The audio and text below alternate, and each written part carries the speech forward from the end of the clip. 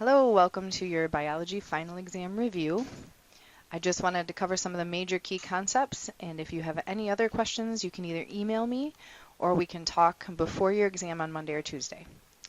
So first, I'm going to go to the biology drop-down tab and exams on the website.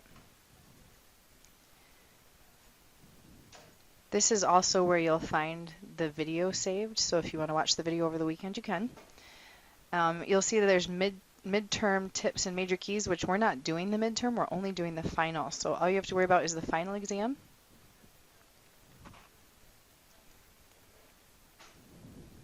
And if you lost your purple final exam review guide, you can just print one from here.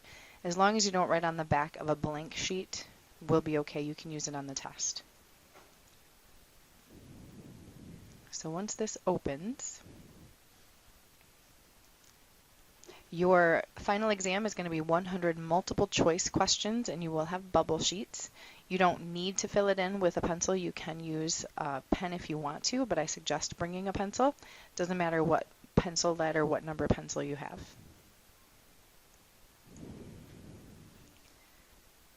I'm going to go chapter by chapter on this.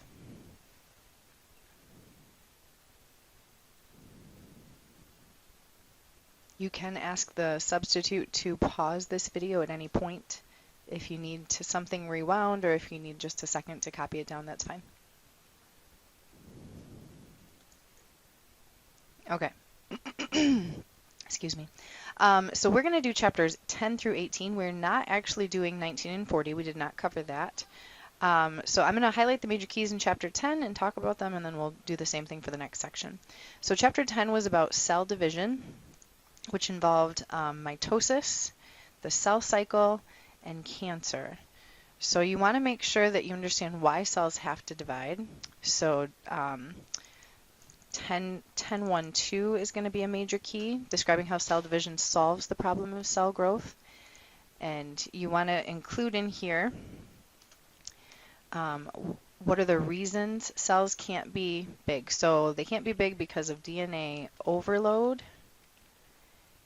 and because the volume increases faster than the surface area.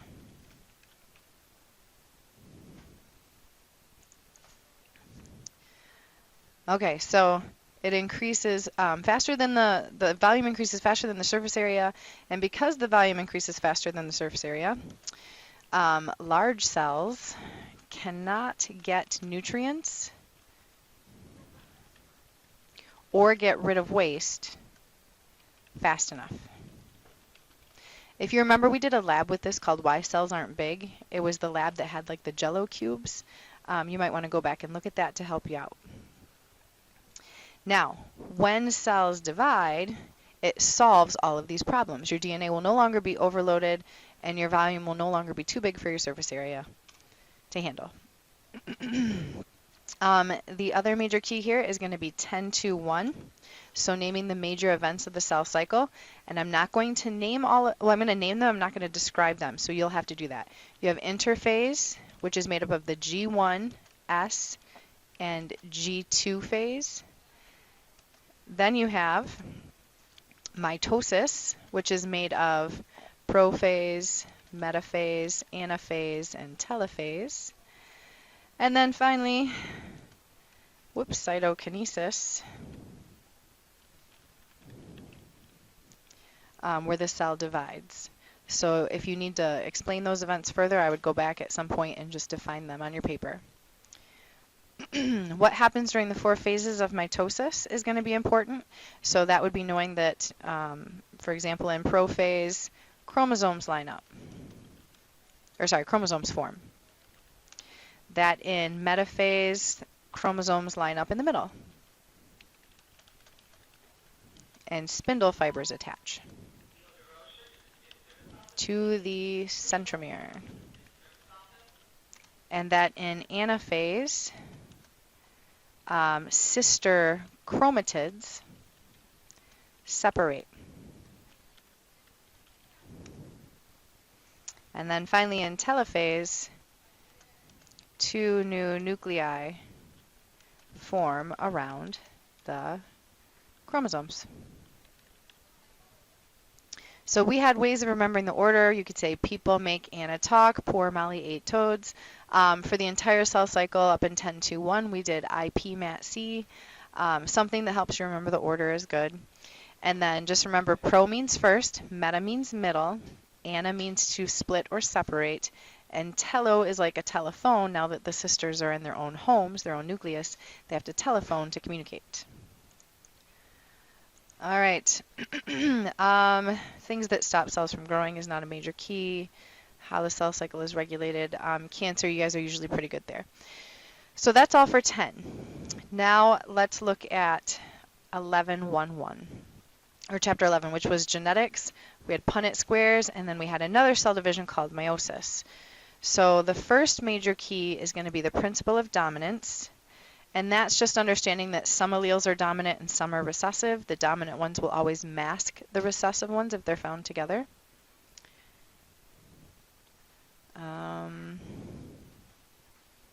Let's see, describe how genetics use Punnett squares. And I would say for that one, also make sure that you can do both types of Punnett squares. You want to be able to do some monohybrids and some dihybrid crosses. And in those, make sure that you can figure out the genotypic and phenotypic ratios. And remember, if I say ratio, I want numbers. If I don't say ratio, then you just give me the genotype or the phenotype, which is different. If there's any vocab words in here you don't know, then I would define them on your paper so you can have them. There are some practice monohybrid and dihybrid crosses that you can do on the website. If you go to Biology, Chapter Resources, in the unit Cell Division and Genetics, you'll see right over here on the right-hand side, there's Genetic Practice Problems Monohybrids and Dihybrids. So I would use that if it's something that you are struggling with or even just for review. The next one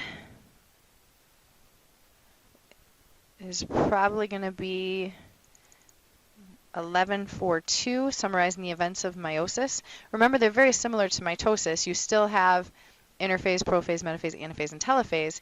It's just that you have meiosis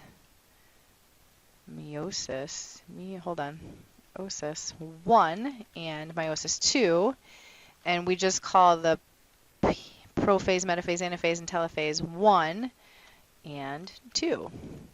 And there are some differences, so go back and look at that. Meiosis 1 looks a little different because you have homologous pairs, and they line up during prophase 1. And then in anaphase 1, the homologous pairs are actually pulled apart, not the sister chromatids. Meiosis 2 is now a haploid cell, so it has half the number of chromosomes. It looks just like mitosis did, so everything will be the same as it was in mitosis in chapter 10 when you're looking at the second cell division of meiosis. That's it for chapter 11. Now remember, as I'm going through these major keys, that does not mean there won't be questions on the other stuff. It's just these are the big ones. All right, in chapter 12, we looked at DNA, RNA, and proteins. So there were 3 major processes. DNA replication. So first you had to know the structure of DNA, so that it's a double helix, that has a backbone with 5 carbon sugars and phosphate groups, and then the rungs are made of the nitrogenous bases. So make sure you look at the overall structure. Make sure you know your A's to T's and G's to C's, so base pairing rules. So for this one, I would say structure, base pairing rules be important. And the major process is you have to know the polymerase is running the show. It's the enzyme doing everything. And understand that A bonds to T and C bonds to G. And you can usually get that one just fine. Next, okay, I had a technical difficulty, so there might be a little glitch in this video. So where it left off is in 12.2.1, you have to summarize the events of DNA replication. So remember that DNA polymerase is the enzyme that's running everything. And then your A's will bond with T's and your C's will bond with G's.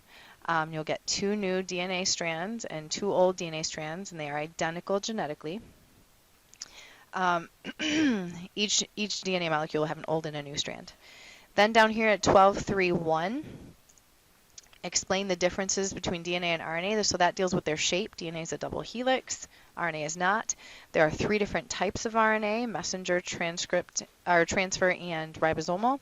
RNA has uracil instead of thymine, so A will bond to U, and RNA can actually leave the nucleus, which is good because we need the information from your DNA, which is trapped in the nucleus, to actually come out into the cell to make proteins. For 12.3.2, name the 3 types of RNA and their functions. You can probably look that up. Describe transcription, so how RNA is made. So it's very similar to replication of DNA. But the enzyme involved is now RNA polymerase, ACE because it's an enzyme, polymer because it's building, and it's building RNA. In transcription, A will bond to U, C will still bond to G, and it copies the DNA template, the one side of the DNA, from the start, which will be the AUG, to the stop codon. And then finally in 12.3.5, summarizing translation or the making of protein. So you need to know how to use the genetic code, which is on page 303. So you take your messenger RNA's codons and you plug them in, starting at the center and working your way out. You might want to try this on page 303. Your start codon is always going to be AUG, which will code UGA, but all of them will code for stop. There is no anticodon that matches a stop codon, so there's no amino acid, and so the protein is finished. It's like the period at the end of a sentence. And then finally, make sure that you can differentiate between the gene and chromosomal mutations. So gene mutations can be point mutations where there's a substitution, so instead of a T, there's a C. There can be deletions or insertions, so one. All right, sorry, we lost some audio again. So there can be, for gene mutations, there can be point mutations, there can be, which are substitutions, deletions, or insertions. A substitution will change one or a few letters, but deletions and insertions will shift the entire frame. So it's called a frame shift, and it's really bad. Chromosomal mutations, there are pictures in your book for this. All right, so we are on to the second part of the video here. We're now in chapter 13 and 14. Chapter 13 was about genetic engineering, so how we manipulate things. So major keys in chapter 13 are going to be 13.3.1. Explain what happens during transformation. And for this one, you had to know how it happened, so the steps involved, which is first, use a restriction enzyme to cut out the gene that you want. 2, use another restriction enzyme, same one actually, to cut the plasmid in the bacteria. So that plasmid, remember, is the extra little circular piece of DNA found in some bacteria. 3, put the gene in the plasmid. So now you have recombinant DNA to translate the gene into whatever product you were making. So that might be insulin, it might be human growth hormone. The other thing you needed to know was the purpose, and this is typically done for medical use, but sometimes it's just to make, animals glow in the dark or for things like that. So that's the process of transformation. By the way, GMOs, genetically modified organisms, are also made with transformation. How can you tell if transformation is successful? Well, it will code for whatever protein that gene that you inserted makes. Usefulness of the transgenic organisms, that's the medical uses typically, or GMOs. Next major key is summarize the main steps in cloning. So remember we did a stick figure, awkward picture for this, but your steps in cloning is first to get a donor nucleus from a body cell. It'll be diploid. And fuse it,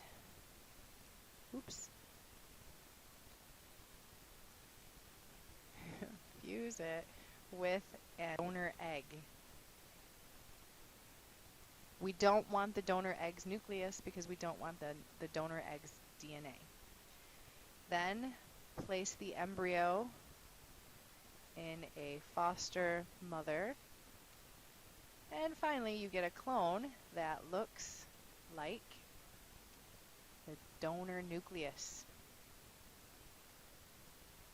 And there's a picture with Dolly that you can look at in your book for that section.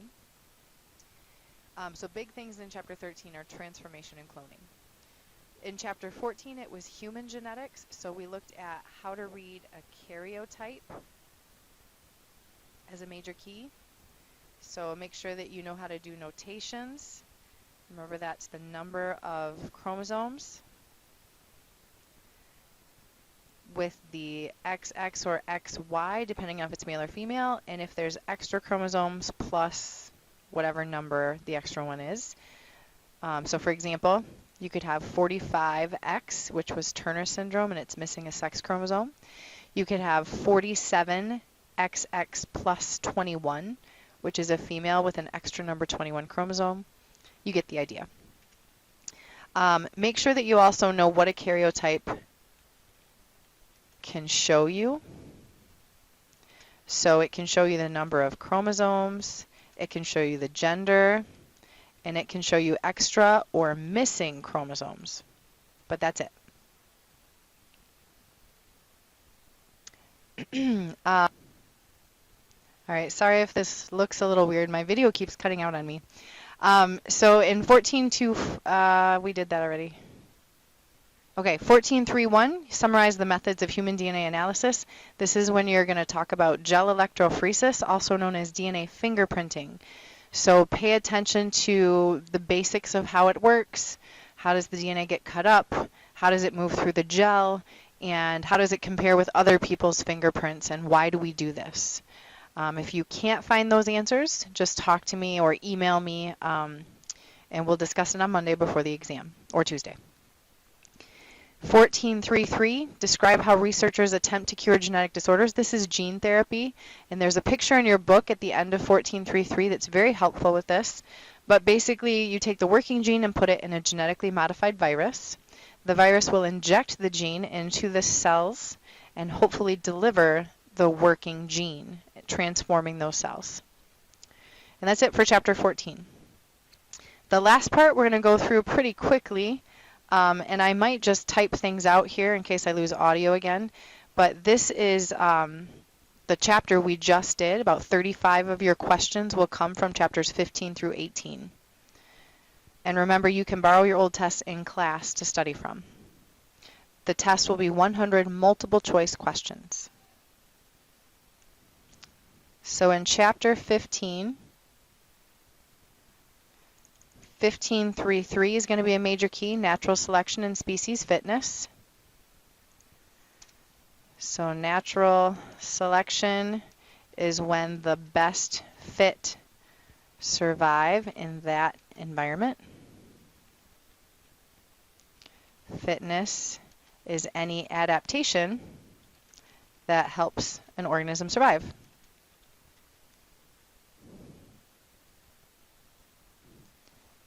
Checking audio. Okay, looks like it's working again. Chapter 16, explain what a gene pool is, so all genes shared in a population. Remember that the genes will have allele frequencies, so if you have black mice and brown mice, and the allele for black occurs 60% of the time, then the allele for brown occurs 40% of the time. If something changes and they go up or down, that's called evolution, but it's really just microevolution, small changes within a population. 16.2.1, explain how natural selection affects single gene and polygenic traits. Our focus is polygenic traits. So graphs of disruptive, directional, and stabilizing selection are important here. Make sure you can read them and that you know who is most fit in each type of selection. Down here in 16.2.3, list the 5 conditions to maintain genetic equilibrium. That's the Hardy-Weinberg principle. So if these 5 things hold true, no micro or macroevolution would occur. So no mutations, no natural selection. There must be random mating, large populations, and then you would need no immigration or emigration.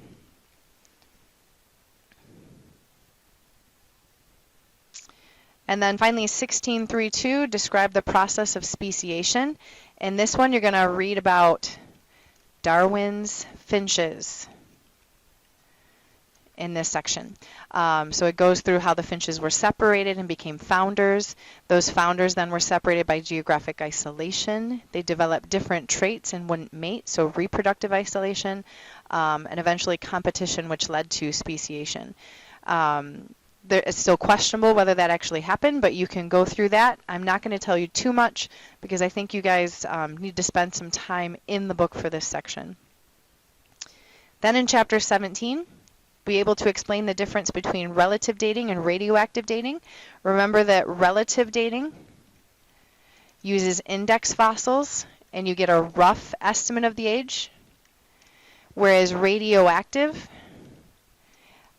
uses half-lives. So make sure you know what a half-life is. And remember there are graphs that you need to be able to read to give you an absolute age.